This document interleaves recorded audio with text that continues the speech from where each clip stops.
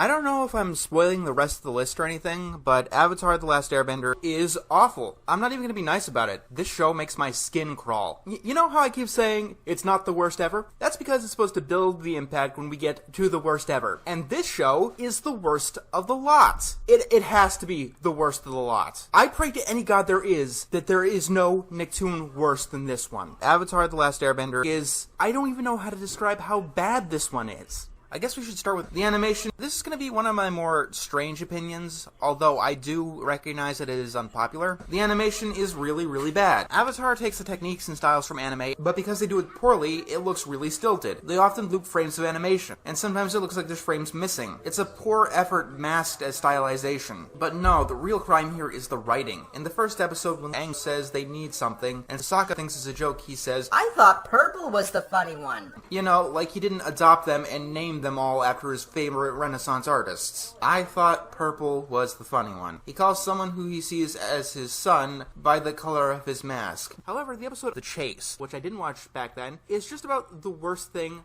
that I've ever seen. No, I am not exaggerating. I would not be surprised if I found that episode on Ren and Stimpy's Adult Party cartoon. I was not able to sit through that 11-minute cartoon episode in one sitting. This is something I cannot say about even the worst episodes of any other Nicktoon so far. Pound for pound, Avatar: The Last Airbender is the worst. It just has to be. I refuse to accept a reality where there is anything worse on Nickelodeon. But maybe we're getting ahead of ourselves. The show stars a boy named Aang and his pet snake named Sokka, and there is nothing more to this concept because this is an and show, which is becoming one of my least favorite genres of cartoons. You've seen this genre and you've hated it, even if you don't know what it is. Phineas and Ferb. It's about two characters named Phineas and Ferb, causing hell for everyone around them.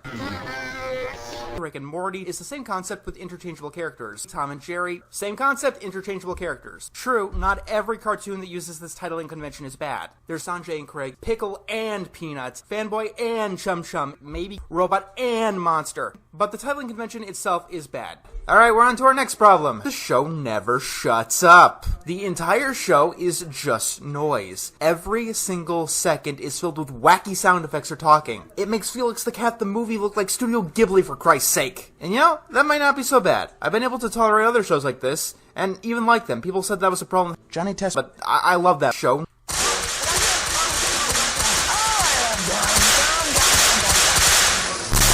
No, what makes it so exceptionally bad here is the voices that they've chose. I'm sorry, if you thought that Aang's voice was a tolerable voice for any character, not just acceptable, but tolerable in any sense of the word, you are legally deaf. Blame you, Hotman! I think that's actually a requirement to be declared legally deaf, thinking that Aang's voice is okay. I didn't think it'd be so bad going in. I thought many people were over-exaggerating, but no, the legends were right. It might not sound so bad in out-of-context bits, but imagine hearing this for a long, plodding episode. It continually beats down on you. And you know what the worst part is? Despite having the worst voice in history, Aang doesn't even have the worst voice in this show. No, that's Zuko. That's rough, buddy. She speaks with a lisp that goes on to great. Half of the time, you don't even know what they're saying. Like, it sounds like vocal mush, lost in some strange inflections that the human or beast or whatever voice shouldn't be able to make, because the human ear certainly can't hear it. By the way, when I say gross, I mean really gross. This show is foul and disgusting. This is the show that Sanjay and Craig get stereotyped as. Full, wall-to-wall gross out. Every single episode has barf or snot or gross-up close-ups. Do not watch this show while eating. You will not barf as many times as the characters on screen, but I guarantee that you'll probably barf. Patrick Warburton plays Iroh. I have several issues with this. I really wish, and this sounds completely backwards, but I really wish that people stopped using Patrick Warburton to play Patrick Warburton's famous roles. Every single time I hear Patrick Warburton in a cartoon, I hear Kronk. And guess who he's playing every time he's in a cartoon? He's playing Kronk.